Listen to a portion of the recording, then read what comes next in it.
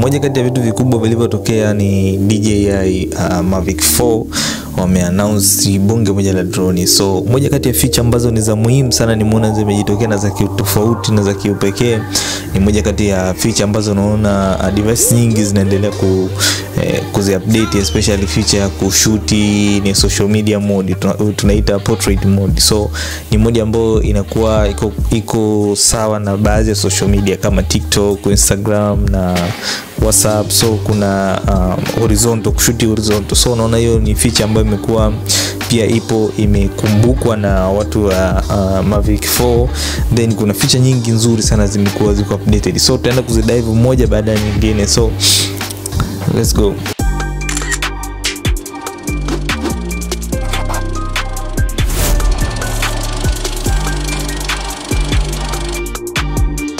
Bana, moja kati ya golden shot za bei ghali kabisa, expensive shot tulizoona katika Royal Tour ya Mama Samia ilikuwa ni movement moja ya drone ambayo inazunguka huku mtu amesimama. So hisi tunahitaji, lakini bonge la shot kama hili. So ili kuachieve hii shot ambacho kinahitajika, kitu cha muhimu sana ni aidha utumie gimbal ama utumie helicopter ama uwe na device kama new Mavic 4 iliyotoka.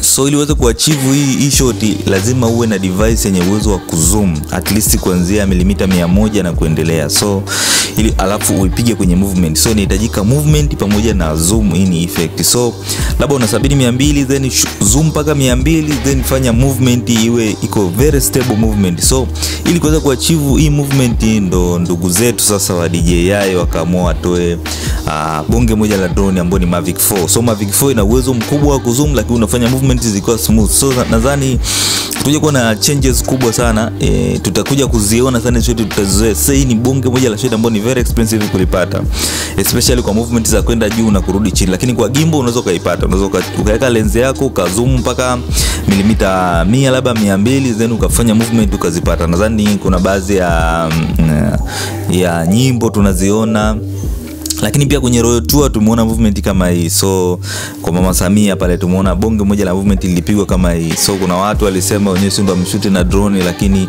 zile drone za kawaida jamani haziwezi kuachieve hichi kitu kama hichi, yani ni uongo kabisa. Hii movement aidha ilifanywa na helicopter ama ilifanywa na gimbal. So kuna vitu vile, lakini gimbal haiwezi kwenda kwa speed hii. So na hakika kabisa hii movement ilifanywa na kamera ya helicopter ambayo ilikuwa ina lens ya kuzoom. So ili kuweza kuachieve hii movement lazima uwe lens imezoom milimita kuanzia 100 na kuendelea, then unafanya smooth movement, inamaanisha device yako hiyo kwenye stable. So ili kuweza kuachieve hiyo movement ndo Mavic Pro wakaja na toleo lao jipya Mavic 4 ambapo una uwezo wa kuipata hii movement kile. So hii movement itakuja kuwa common sana ninavyoona, kwa maana sasa washaweka kama lens hapa ya kuzoom then unafanya zako ma smooth movement. Inawezekana ni kitu ambacho kimewa inspire, wameona mbona kama ndugu zetu wa Hollywood wanateseka kupata hii movement. Ni movement moja kali sana, naipenda sana kuitumia hii movement, ni nzuri sana. So so moja kati ya kitu cha ambacho kati ya DJI zilizoanza kutoka juzi I mean Mavic 3 na hii mpya Mavic 4 ni logo ya kampuni ya Hasselblad, wanaita Hasselblad au Hasselberg, wenyewe wanameza wanaita Hasselblad. So hii ni kampuni ambayo inatoa, najua kipindi nilikuwa na Google miaka ya nyuma nilikuwa naangalia kamera bei ghali zaidi, ilikuwa ni kamera za jamaa. So jamaa ni kampuni ambayo inatoa kamera moja ina megapixel nyingi sana na ina pictures zinakuwa zina detail nyingi sana. So ni kampuni moja ambayo ni hatari sana kwenye mambo ya kutengeneza kamera. Nadhani kamera yao ni moja kati ya kamera ambazo zinauzwa bei ghali sana duniani. So hii kampuni ya Hasselblad sio kampuni ndogo, hii ni kampuni kubwa sana, yani kwenye mambo ya kamera inajua vitu, ina feature vitu vingi sana, iko vizuri. So wameshirikiana na DJI. So mwanzoni mwaka 2015 DJI waliingia nao ubia, lakini 2019 wakazidi kuongeza vitu vingi, amini share. Nadhani walipokuwa wameingia ubia hakupewa ruhusa labda kutumia kamera zao hizo device zao, lakini naona kuanzia Mavic 3 wameweza kutumia.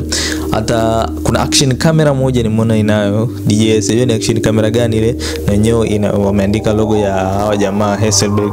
So ni kampuni ambayo ni nzuri sana kwenye mambo ya kutengeneza, picha zinakuwa zina ung'avu mzuri sana, especially kwenye mambo ya picha. Wako vizuri sana kwenye kutengeneza hizo glasses na resolution nzuri ya picha. So ni shout sana kwa DJI. Najua utakuja kuwa na resolution nzuri sana huko mbeleni, kwa sababu wameingia ubia na kampuni ambayo ni kampuni ambayo ni kubwa sana. So DJI wanazidi kwenda juu. Nadhani hii ni kampuni ya Kichina pekee ambayo hawajakopi na kupaste vitu, kwa sababu najua China bana ni wataalamu sana kuiba idea za watu. So moja kati ya kampuni ambazo ziko successful sana za China, ambazo wametoka straight kuanzia ni idea yao wenyewe mpaka imekuja kukolea, nadhani DJI ni namba 1. So nadhani tutegemee mambo makubwa sana, especially kwenye issue za, kwa sababu DJI watengeneze tu drone, wanatengeneza vitu vingi, lakini kwenye issue za cameras DJI utamongelea kwenye drone pamoja na GoPro. So tutegemee kutakuja kuwa na changes nyingi za GoPro, na nimeona sasa teknolojia inazidi kwenda kwenye macho matatu, macho mangapi. So kuna cha kujiuliza, kwa nini wameweka macho matatu kwenye hizo drone zao? Kwa mfano DJI Mavic 3 na Mavic 4, kwa nini wameweka macho matatu? So kuja kurealize ni kwamba wanataka waweze kufikia, waweze kuwezesha kuweza kuona vitu vingi. Kwa mfano jicho la kwanza lina uwezo wa kuzoom sana, yani unaweza kuona vitu vingi kwa wakati mmoja. Alafu jicho la pili lina uwezo wa kuchukua picha ile ya wide, yani unaweza kupata vitu vingi sana ukiwa unashoot wide. Kwa mfano kuna kamera za aina 3, ambayo kamera ya kwanza inaitwa Hasselblad, ambayo yenyewe ndio ina logo ya Hasselblad, ambayo yenyewe ni ya kushoot wide, lakini ina uwezo mkubwa sana, inafika mpaka 6K ambayo ya frame 60, lakini kwenye 4K imeweza kufika mpaka frame 120. Kwa unaweza kupiga bonge moja la slow motion ambayo lina 120 frame 120, lakini ni 4K.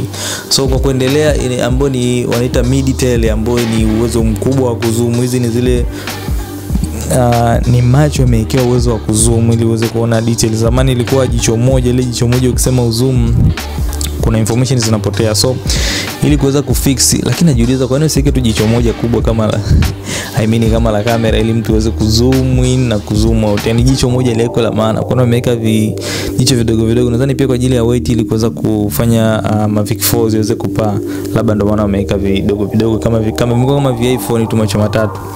So mid tail hii ni kamera yenye uwezo wa kuzoom, lakini in a medium way.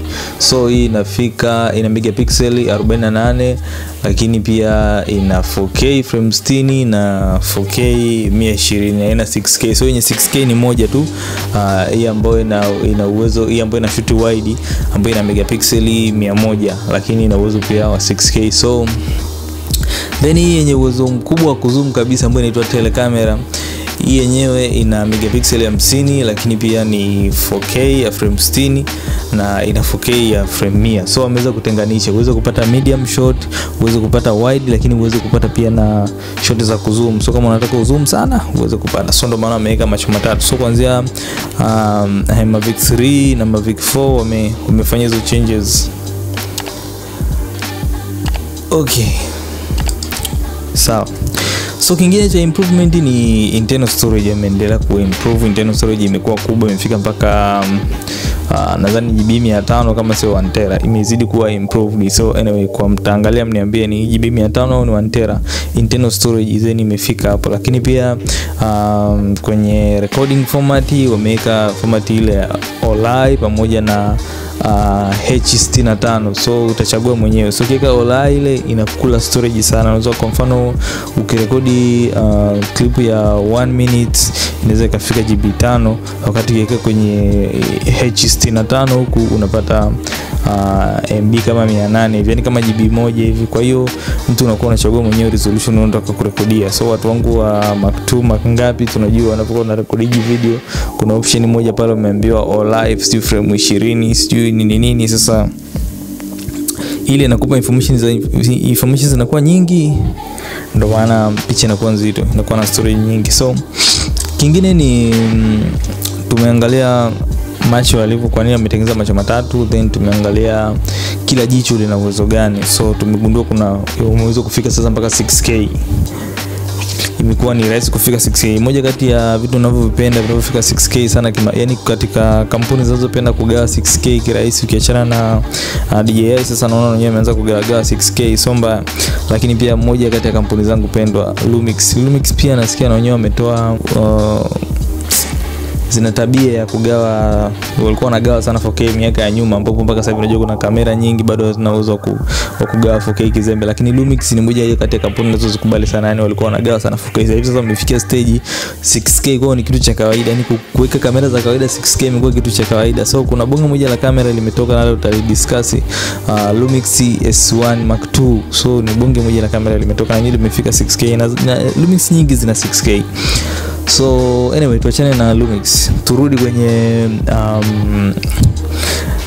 drone yetu DJI Mavic 4. So Mavic 4 kingine ambacho kimekuwa updated ni uwezo wa kushoot horizontal. Naona siku hizi vitu vingi vina equipment nyingi kama GoPro nini, gimbal zao DJI wamekurudi sana kwenye kushoot horizontal, nadhani kutokana na Instagram pamoja na mitandao ya kijamii, social media nyingi, Instagram, TikTok nini, so zinakuwa ziko horizontal. So hizi zimewa influence na wenyewe hata kwenye kutengeneza device zao wakumbuke kuna watu wa social media. Kwa hiyo DJI wamekumbuka kwenye drone yao ya Mavic kuweka hiyo modi ya horizontal. So kumekuwa kuna modi ya horizontal, unaweza ukashoot horizontal ukaendelea kupata vitu vyako kwa ajili ya Instagram. Lakini pia kuna challenge moja, ukiweka horizontal gimbal kuweza kurekodi hizi information za chini, kuweza kutilt down na kutilt down na kupanda juu inakuwa ni shida.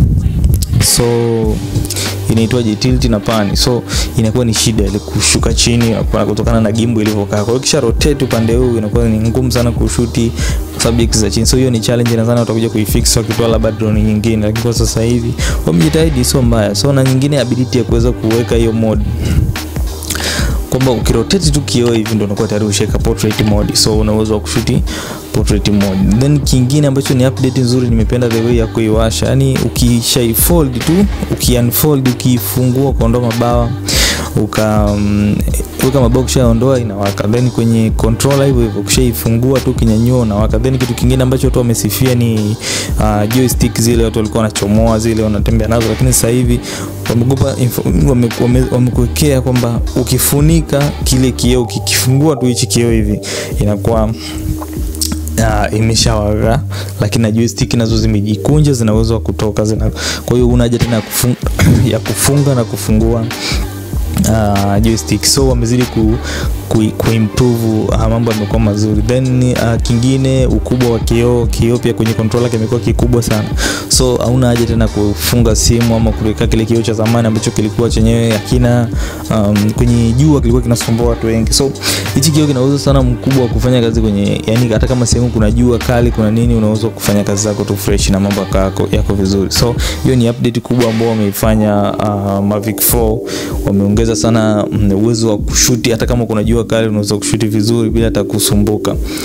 Then kingine ambacho ni improvement kubwa ni track orientation. Unaweza kutrack, kwa mfano ukiwa umerusha drone juu unaangalia labda kuna ndege, kuna gari linapita na kuambia bana hii ni ndege, hii ni gari. So lakini unaweza kutrack hata kama vitu viko mbali, kwa mfano kitu kiko mbali sana unaweza kutrack na kukifollow. So hii ni challenge sana kubwa kwa watu wanaorusha drone, especially bongo. Nimeona issue ya tracking inawasumbua sana, kwa sababu kufanya rotation, kuzunguka ukiwa umeweka subject center, hiyo inakuwa ni shida sana. Nadhani watu wengi wanaweza tumia drones za kizamani ama knowledge pia imekuwa challenge kubwa. So hizi tracking movement zinasumbua sana. So lakini kwenye Mavic 4 vitu vingi vimekuwa virahisi, umekuwa umerahisishwa mambo kirahisi sana. So una uwezo wa kutrack gari, kutrack nyumba kirahisi sana, na imekuwa na uwezo mkubwa sana. Kwa mfano unaweza kuna ndege hata 20 wanapaa labda birds wako labda 30 20, lakini unaweza kumchagua ndege mmoja tu na ikamfollow bila kumpoteza hata kama ni mdogo kiasi gani. So imekuwa ni issue tracking imeongezewa nguvu sana. Then kingine ni high dynamic range imekuwa kubwa, then uwezo wa kushuti kwenye low light condition nao umekuwa mkubwa sana. Then kitu kingine ni issues za wind resistance, issues za speed imekuwa kubwa sana. Then nilicho notice ni kwamba naona kama DJI wanataka wafanye kitu kama hii Mavic 4, walikuwa wanataka waipe uwezo wa kuwa kama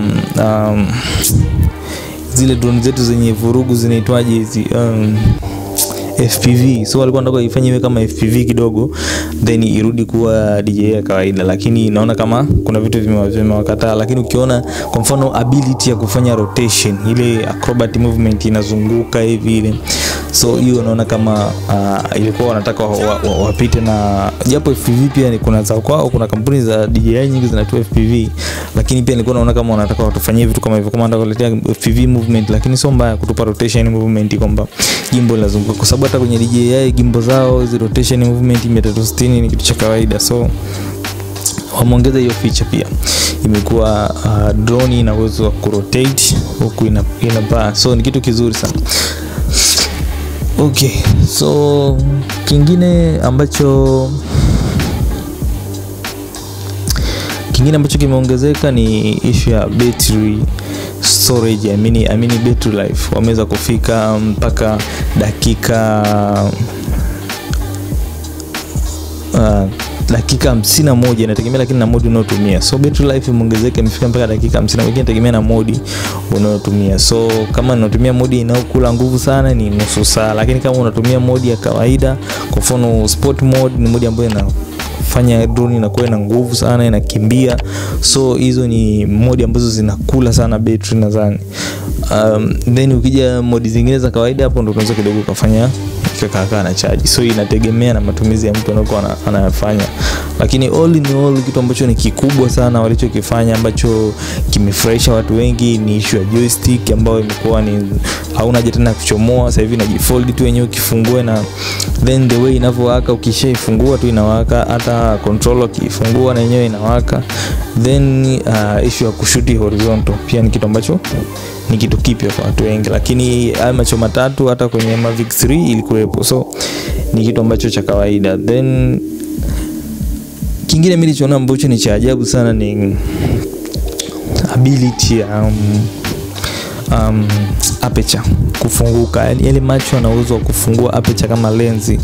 So imenishangaza pia, nikaona kama kitu kidogo kama hichi kina uwezo, kimewekewa aperture ya kufunguka kama lenzi, na inaonekana kabisa aperture inafunguka na kufunga.